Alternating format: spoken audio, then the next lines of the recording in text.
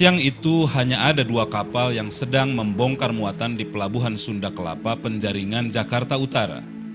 Salah satunya adalah Fajar Menyingsing, kapal finisi yang membawa 700 ton kayu meranti asal Sampit, Kalimantan Timur.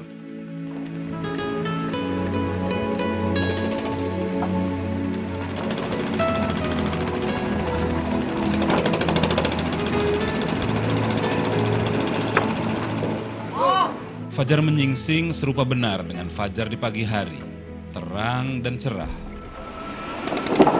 Kapal ini adalah penyelamat 30-50 kuli pelabuhan.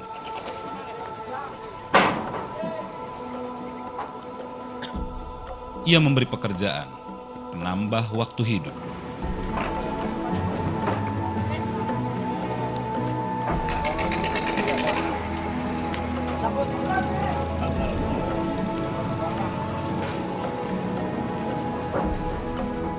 Fajar Menyingsing adalah kapal pengangkut pertama setelah lalu lintas sepi selama beberapa waktu. Setiap kapal pengangkut tentu saja butuh kuli pengangkut. Dan hidup pun berjalan lagi sementara waktu. Nyampe 2 bulan itu nggak datang. Paling datang 1 perahu. Yang kerja orang 50. Itu orang 50 kalau misalkan sehari 30 kan kadang nggak kebagian dari kapal gitu. Kadang buat ongkos doang itu nggak nyampe, ongkos 30 itu nggak kebayar gitu. Kadang dibayar 15.000. Selamat hidup di Sunda Kelapa sebagai kuli pengangkut. Saingannya mengais rejeki macam saingan hendak masuk perguruan tinggi. Bayangkan, ada 1.300 kuli angkut. Kalau yang datang hanya 1 kapal, yang dipakai hanya 50 kuli. Artinya, 1.250 orang sisanya menganggur, menunggu giliran. Itu pun kalau kapal datang. Lama betul.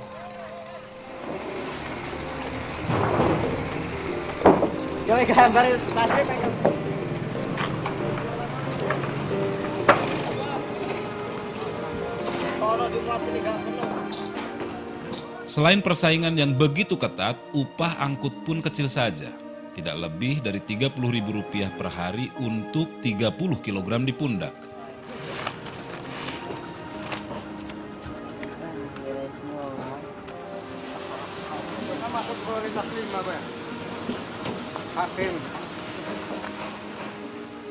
Bolak-balik ratusan kali sehari dari kapal menuju truk, dari pagi hingga sore, begitulah seterusnya.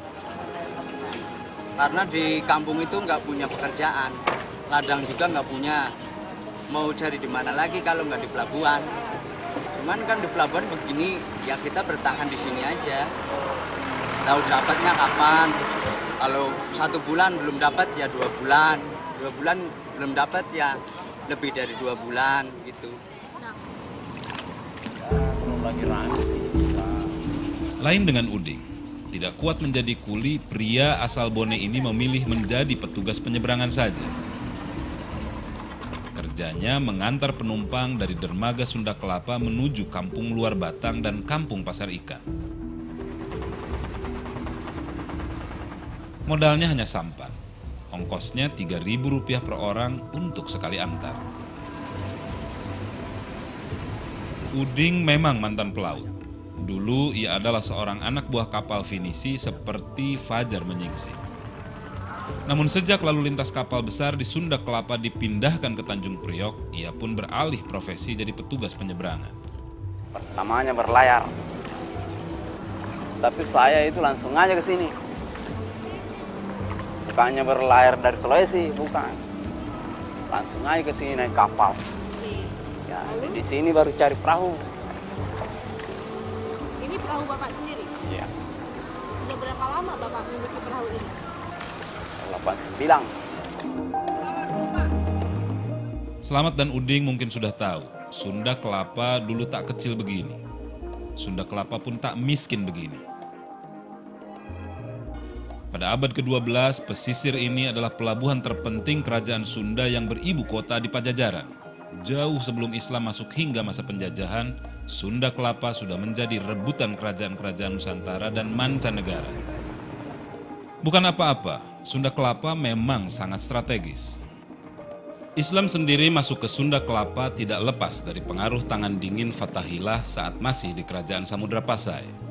Karena terusir oleh Portugis, Fathahillah yang amat mumpuni soal Islam itu hijrah dari Pulau Sumatera ke Pulau Jawa. Ia melakukan ekspedisi ke Banten dan membentuk kehidupan baru di sana.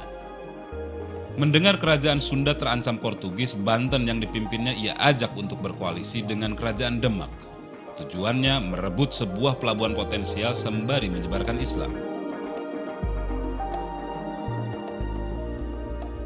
Berlanjut hingga pada tahun 1610 ketika Belanda masuk Jayakarta dan mendirikan loji lengkap dengan benteng pertahanannya di Sunda Kelapa. Itulah awal masa kolonialisme Belanda sekaligus cikal bakal berkembangnya budaya Islam di pesisir Sunda Kelapa. Persaingan ekonomi antara warga pribumi dan pendatang memaksa Islam berpenetrasi dengan caranya sendiri. Mencari cara aman yaitu masuk lewat pesisir untuk kemudian berkembang di wilayah pedalaman. Islam tetap berpenetrasi tetapi intensitasnya tidak sangat baik karena penjajahan kolonial menghancurkan semua peninggalan Jayakarta seperti masjid, keraton, pasar dan lain-lain dan menuntutnya untuk membangun tempat-tempat baru di pedalaman seperti Pangeran Jayakarta terusir akhirnya lari ke Jatinegara Kaum. Kerajaan Mataram juga turun tangan ketika tahu bahwa Batavia mulai dikuasai oleh Belanda dengan penguasaan pelabuhannya. Kemudian Mataram dengan berbasiskan ribuan pasukan dan memulai perjalanannya dari Marunda dan dia membuat masjid di sana yang namanya Masjid Al-Alam itu dan penyerangan itu kemudian sampai dia di Matraman, makanya ada istilah Matraman itu dari kata Mataraman ya.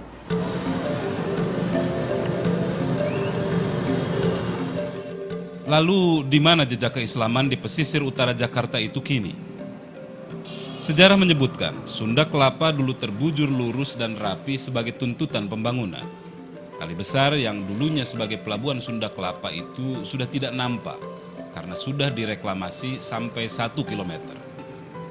Berarti sangat jauh. Pelabuhan Sunda Kelapa yang sekarang itu dulunya adalah laut.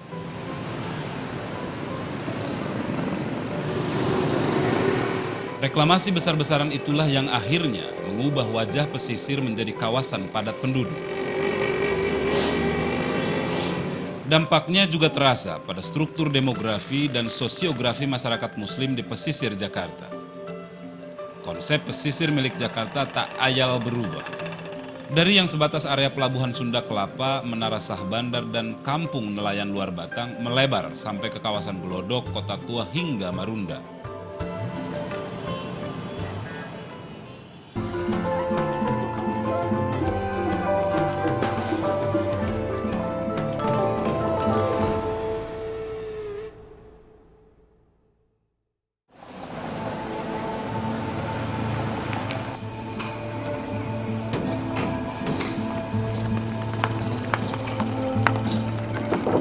Ketika Fathahillah pertama kali datang ke Jayakarta, mayoritas penduduk saat itu masih beragama Hindu. Namun Islam sangat mudah beradaptasi dengan penduduk lokal karena sifat ajarannya yang tidak memaksa dan tidak mengenal kasta. Suku Betawi yang mayoritasnya Muslim adalah contoh proses akulturasi Islam dalam hal etnis. Akulturasi ini terjadi dan yang namanya kejawen ya, yang namanya Islam di Betawi itu juga sangat kental seperti kalau tahlilan harus bakar kemenyan itu kan di Hindu ya, dia bakar kemenyan, ada perapian. Kadang ada kalau di Betawi itu ada istilah pendaringan ya. Pendaringan ini tempat menyimpan beras, tapi di sini juga ada sesaji-sesaji untuk ruhun atau untuk leluhur. Dan itu masih ada di Betawi Udik ya. Secara biologis, suku Betawi berasal dari hasil perkawinan antara etnis dan bangsa di masa lalu. Mereka sesungguhnya adalah kelompok pendatang yang kemudian berbaur dengan kelompok etnis lain yang sudah lebih dulu tinggal di Jakarta, seperti etnis Sunda, Jawa, Arab, Bali, Melayu, dan Tionghoa. Mereka lantas membentuk kelompok etnis baru yang dikenal sebagai Betawi dengan dasar keyakinan yang sama, yakni Islam. Dari situ kita bisa lihat bahwa aktivitas kebudayaannya bermacam-macam. Kita lihat percampuran Islam memang lebih dominan, tetapi Tionghoa juga dalam kebudayaan Islam Betawi juga sangat kental. Baju-baju koko, baju-baju pernikahan Betawi misalnya itu sangat kental dengan kebudayaan Tionghoa.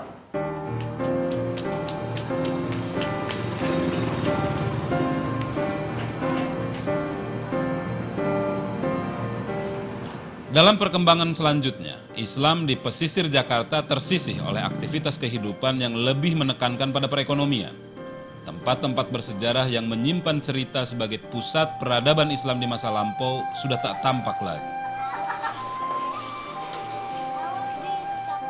Islam, begitu pula dengan agama lain pada umumnya, tidak melulu menjadi media dakwah untuk menyebarkan sesuatu yang benar, namun perlahan-lahan beralih menjadi sebuah bentuk pemanfaatan. Maraknya fenomena bangunan masjid yang dikunjungi orang untuk berdoa, memohon rezeki, hingga meminta jodoh misalnya, adalah sebuah pelarian dari peran masjid sebagai benteng pertahanan terhadap nafsu duniawi, serta benteng pertahanan melawan penjajah pada masa kolonialisme, termasuk fenomena masjid sebagai tempat wisata sejarah.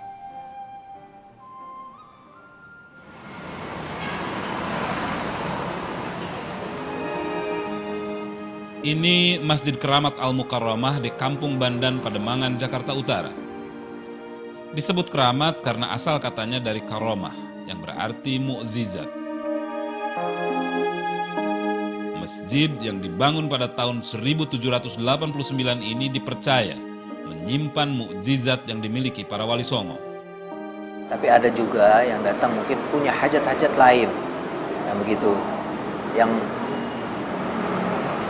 hanya yang demikian itu.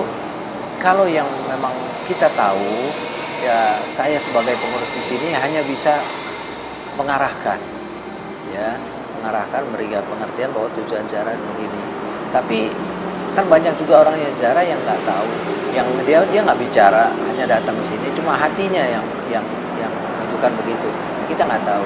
Jadi serahkan saja bagaimana Allah. Di dalam masjid ini terdapat 3 makam. 2 di antaranya adalah khalifah keturunan Wali Songo, pejuang Islam awal di pesisir utara Jakarta. Ketiga makam ini sudah ada lebih dulu, jauh sebelum masjid ini berdiri. Karena kompleks makam berukuran mini dalam masjid dianggap keramat, setiap hari ada saja pengunjung yang berziarah ke masjid ini. Kata Habib Alwi, untuk sampai melangkahkan kaki ke masjid ini, seringkali peziarah mendapat mimpi terlebih dahulu. Termasuk cerita tentang dirinya, ketika 10 tahun yang lalu mendapat pesan dari sang leluhur lewat bunga tidur, untuk mengurus masjid ini baik-baik. Jabatan tinggi di instansi pemerintah pun rela ia lepas demi menjalankan amanat mulia itu. Awalnya saya bukan ada niatan untuk kemari, ya. Hanya saya sudah merasa jenuh untuk bekerja, sehingga saya mengajukan permohonan untuk pensiun muda. Ya. Tujuannya hanya istirahat aja.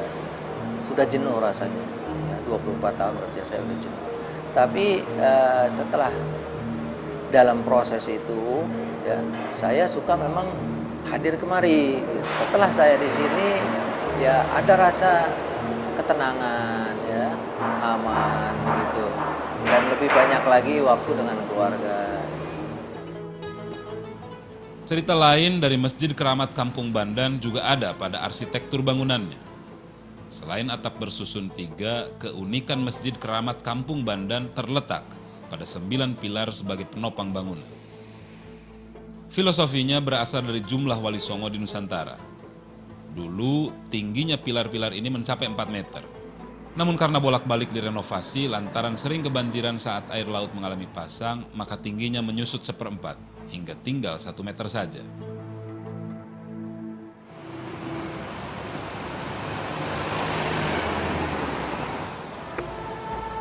Kata Bandan yang menempel pada nama masjid ini menjadi bukti bahwa pada zaman VOC pernah datang orang-orang dari Banda, Maluku untuk bekerja sebagai budak.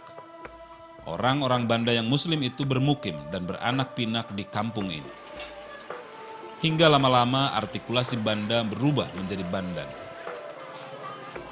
Namun herannya dari sekitar 1.500 kepala keluarga yang bermukim di kampung Bandan saat ini, kami tak menemukan jejak orang-orang Maluku itu.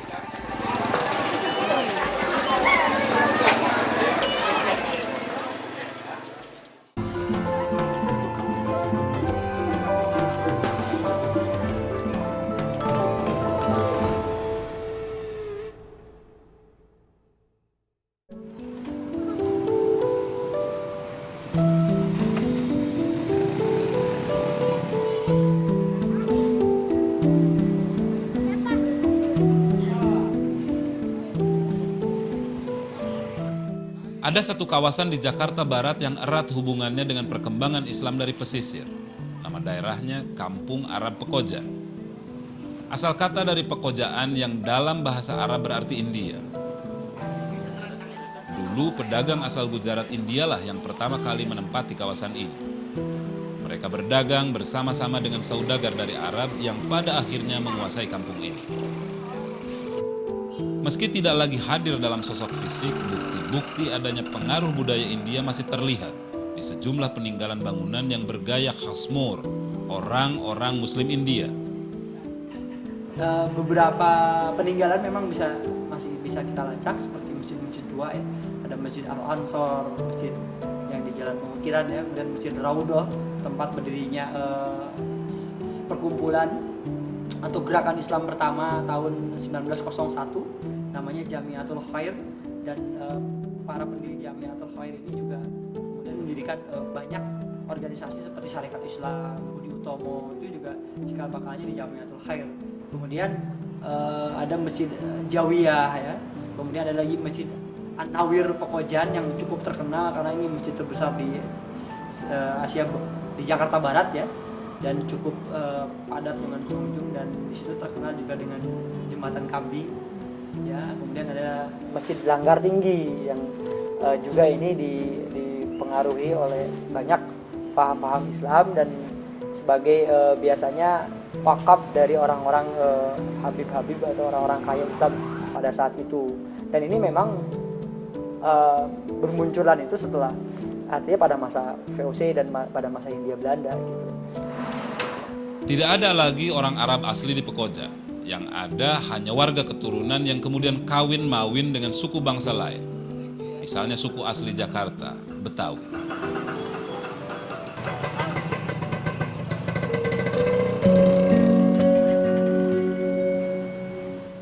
Ini Ipah, wanita peranakan Betawi Arab. Dalam dirinya mengalir darah Assegaf di mana ia sendiri adalah keturunan yang ke-37. Bersama sang suami yang sama-sama keturunan Arab, ia bertahan hidup di Pekojan dengan berjualan bibit minyak wangi. Minyak wangi yang dijual Ipah kebanyakan dipakai untuk keperluan ibadah dan urusan gaib. Ipah yang lahir dan besar di Pekojan ingat betul, dulu pada tahun 1950-an banyak toko parfum di kawasan ini. Saking banyaknya orang-orang yang melintas di Pekojan akan mencium bau gaharu yang dibakar. Tapi sekarang bau itu tidak tercium lagi, malah digantikan oleh aroma hio yang berhembus dari dalam vihara. Dulu Belanda mendirikan perkampungan khusus bagi para saudagar asing. Pekojan diperuntukkan sebagai sentra perdagangan sekaligus tempat tinggal pedagang asal Arab. Sementara pedagang yang bermata sipit ditempatkan di kawasan Glodok. Namun seiring berjalannya waktu, makin banyak orang-orang Cina Glodok yang pindah ke Pekojan. Sementara orang Arab Pekojan sendiri bergeser ke pedalaman Jakarta. Mungkin di rumah dekat saudara aja dah, ke sini. Nah, mereka akhirnya jadi banyak, berkembang. Kemudian malah orang-orang Arab itu sendiri terdesak ya. Akhirnya sebagian mereka ada yang jual rumahnya, kemudian pindah, yang kita dengar kebanyakan ke daerah-daerah Jawa ya. Solo, Malang, terus mereka mencari daerah-daerah yang dingin mungkin, seperti itu.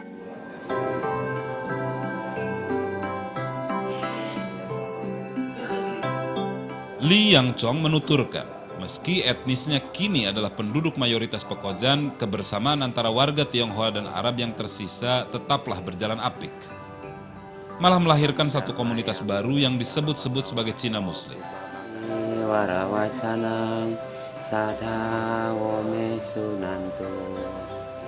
Jika Islam mengenal istilah agamaku adalah agamaku dan agamamu adalah agamamu, maka dengan demikian toleransi antar umat beragama di kampung ini berlangsung amat baik. Allahu Akbar, Allahu Akbar, Asyhadu an la. Tapi Ipah tidak tinggal sendirian. Masih ada keluarga besarnya yang bertahan di Pekojan.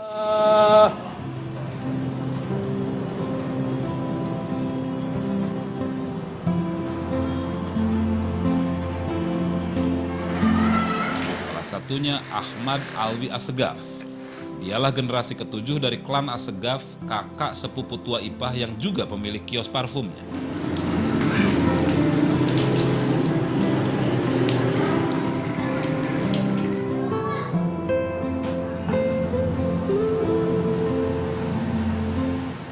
Menarik sekali rumah Ahmad. Desain bangunannya bergaya rumah orang Mur berupa lorong sempit yang amat panjang. Ukurannya 60 kali 4 meter. Ahmad sengaja memetak-metakan rumahnya menjadi 16 kamar kontrakan yang ia jadikan sebagai ladang uang.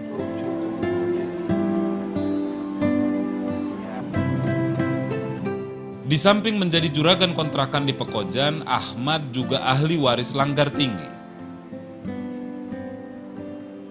Langgar ini adalah surau peninggalan kakek buyutnya yang dibangun pada tahun 1829 Masehi.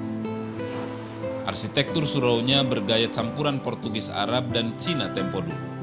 Terlihat dari bagian atap, tiang, pintu, dan tempat wudhunya. Sebagai salah satu bangunan cagar budaya, Langgar Tinggi punya andil dalam menyebarkan agama Islam di Jakarta. Masuk dari Sunda Kelapa menuju pedalaman melalui sungai. Dahulu, surau adalah tempat singgah para saudagar Arab asal Yaman untuk bertransaksi dan beristirahat. Di sela-sela waktu luang itulah kegiatan syiar Islam dilakukan.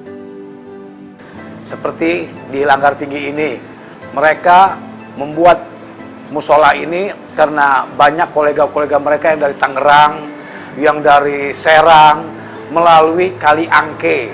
Dulu transportasi lebih mayoritas menggunakan kali atau sungai, disebut Kali Angke. Itu Kali Angke tembus sampai Kali Cisadane di Tangerang. Ini langgar, dibuat Langgar Tinggi, di atas memang musola, tapi di bawah tempat kolega-kolega mereka yang dari daerah untuk penginapan mereka. Penginapan kolega-kolega mereka, sehingga di bawah dikosongkan memang sengaja untuk penginapan kolega mereka, bukannya untuk penghunian. Lewat perkumpulan saudagar Arab, kemudian lahir pula gerakan Sarekat Islam dan para intelektual Islam di tanah Betawi. Sejak zaman kedudukan VOC hingga masa merebut kemerdekaan, ideologi Islam begitu merangsek ke dalam kehidupan masyarakat kampung Pekojan. Termasuk pengaruh budaya Arab Timur Tengah asli yang imbasnya terasa hingga sekarang. Ya, sekitar tahun 50-an mereka selalu membuat satu hari-hari besar Islam, sehingga dikenal di Pekojan ini menjadi kampung Arab. Sebab di sana ada kapten Arab, ada penghulu Arab. Saya punya kakek termasuk penghulu Arab di Pekojan ini. Ada juga tradisi Arab yang setiap tahun dibuat. Pertama-tama Maulid, terus hataman Quran, terus taraweh, terus korban. Insya Allah mungkin haji besok kita juga akan bikin korban lagi. Sebagai seorang juragan kontrakan sekaligus takmir surau peninggalan keluarga, Ahmad menikmati hidupnya di dunia sembari tetap menabung untuk bekal di akhirat. Sebuah komposisi kehidupan yang begitu sempurna.